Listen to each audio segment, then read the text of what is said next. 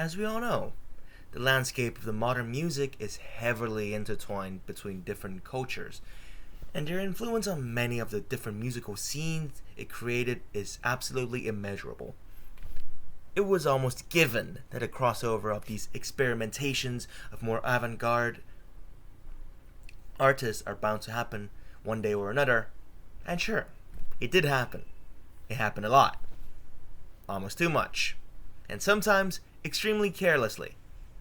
This extremely aggressive, almost carefree, and sometimes exploitative approach of cultural integration is bound to create some glaring issues.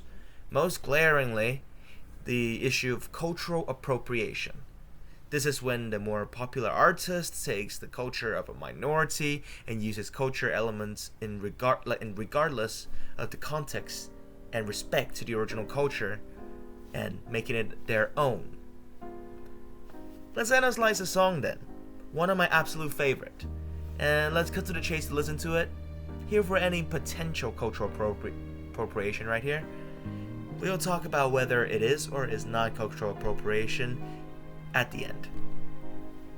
You and me are the same. We don't know or care who's to blame, but we know that whoever holds the reins, nothing will change. Our cause has gone insane, and these wars, they can't be won. And these wars, they can't be won. And do you want them to go on? Why split these states when there can be only one? And must we do as we're told? Must we do as we're told?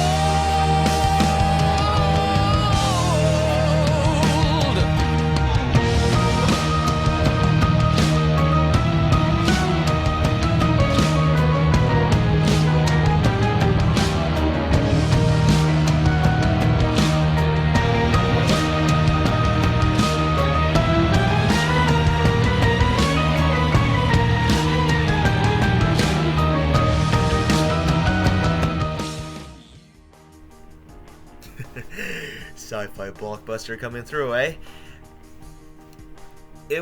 I would really love to play the entire song, but time restraints. Gotta fold that. The song really needs to be listened from the start to the end at least once, in my opinion. And also, why did I choose something this retro and this, uncharacteristic of modern music as some example of modern music? Well, it's my presentation, so yeah, whatever. Anyways, before I stray too far off, the example I'm going to talk about today is something that probably is not very obvious of a offender, since I did listen to this song for over 4 years and realized this element. No, I didn't even realize there's an exotic element until just now. This song is called United States of Eurasia, a song written and recorded in 2009 by the English progressive rock band Muse. This song is very well received by the critics, with a French reviewer calling it the modern interpretation of Bohemian Rhapsody, being a long rock music journey, though to my knowledge it didn't really hit any of the charts as the fast food approach of music towards the end of Nazi is really taking over, and these kind of artsy music really didn't have a chance against those kind of music on the charts.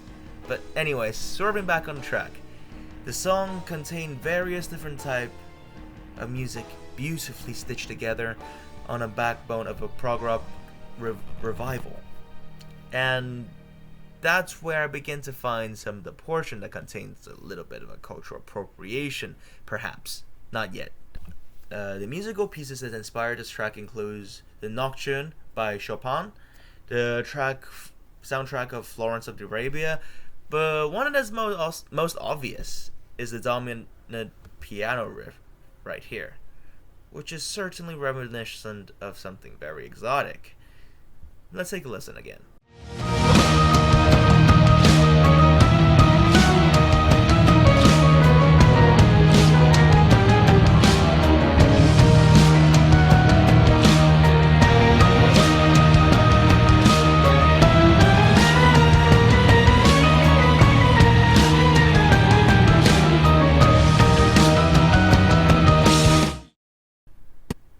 Did you hear it? Yep, we certainly have something exotic. Is this some trace of cultural appropriation? Let's dig deeper. The riff played right here, though very exotic in composition, but is rather traditional in the instrument that it used. It is still the Muse style, art rock, all but it used the piano and the classical strings. It's a very unexotic choice of instrument for something very exotic with the composition. And about the composition itself, it came from a very interesting origin as well.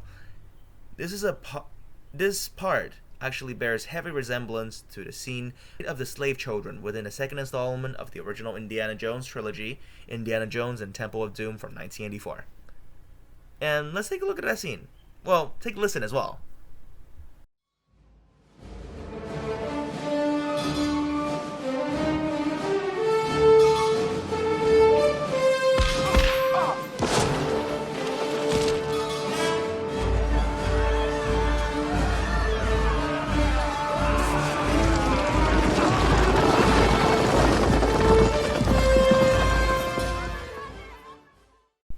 So we have here what supposedly be Indian music for the liberation of the child slaves.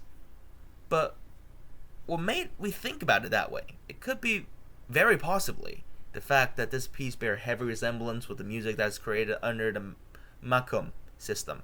The Makam system is a system of melodic modes used in the traditional Arabic music, which has a very different ambiance to the Western music.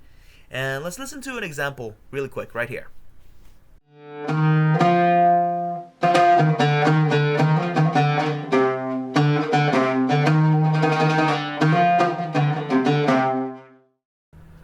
These compositions influenced by the Makam system is what created that uncanny oriental feel. However, the scoring is mostly used by the Arabic countries and less so India.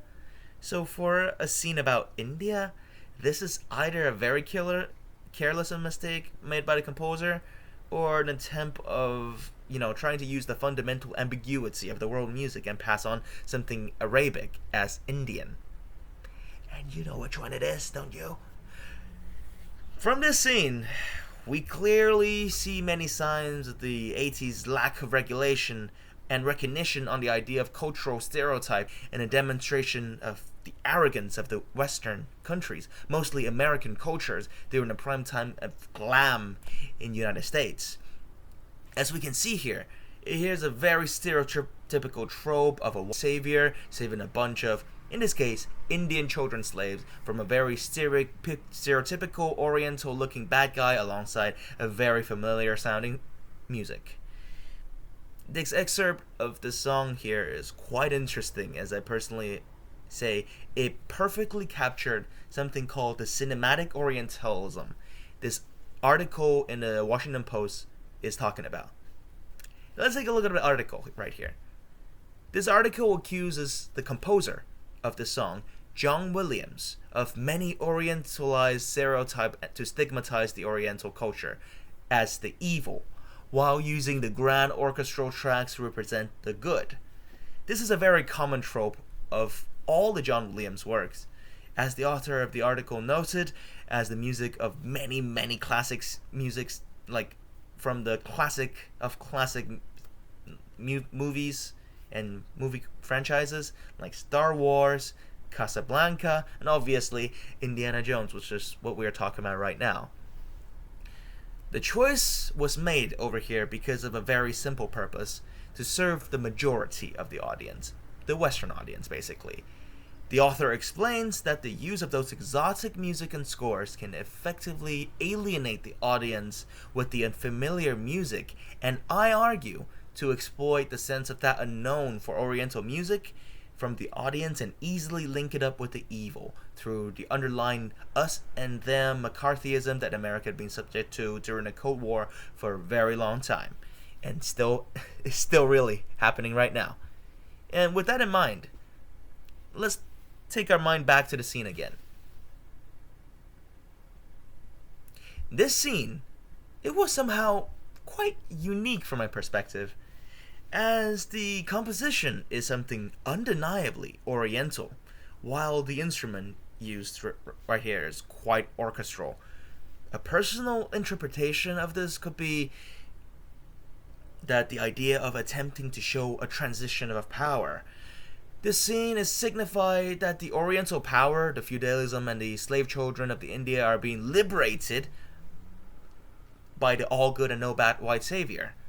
The stereotype of Oriental bad Western good still stands very strong right here, as the almost colonialist musical decision was made here, where the Oriental composition played on the orchestral type, like orchestral style, is perhaps an intentional take of the composer here to show West conquering the East.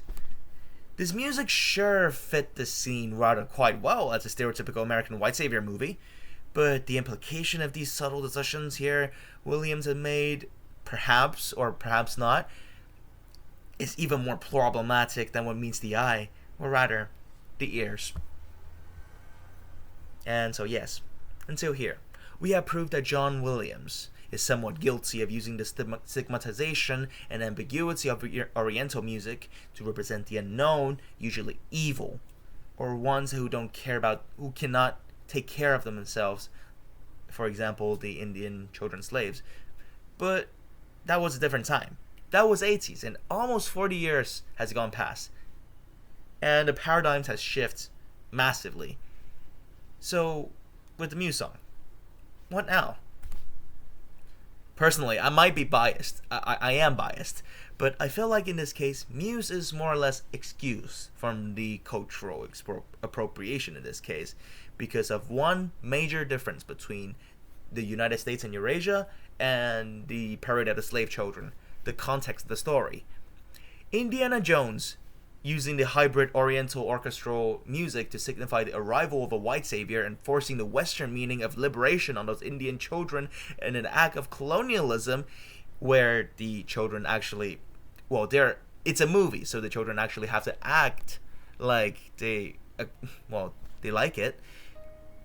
But however, regardless of the historical background, that should not be excused, not at all. But in the case of United States of Eurasia, this is a story about the rise of a powerful fictional Eastern alliance to rival the West that is not dissimilar to the plot of the novel, 1984. And also a 1984 movie. You see the coincidence? I think not. In this case, the composition was put on a different meaning altogether, where the Oriental style music is more empowering than stigmatizing of the Oriental style. The powerful instrument choices and the dramatic undertone that is cranked up to 11 really is all it takes to create a powerful image of an emerging prowess, in my opinion, rather than signifying colonialism. Does this song still contain a faint hint of cultural appropriation? Yeah, sure, that's undeniable. But I believe it wasn't their intention at all, since that theory will meant a massive disconnect between the story of United States and Eurasia and the song. And in the end, what does that leave us with? Context is important. John Williams is not excused, but Muse is excused. And I guess I can still listen to this masterpiece guilt-free. Maybe you should do too. Put on a good pair of headphones, spare yourself 6 minutes, lay back, and enjoy. Thank you.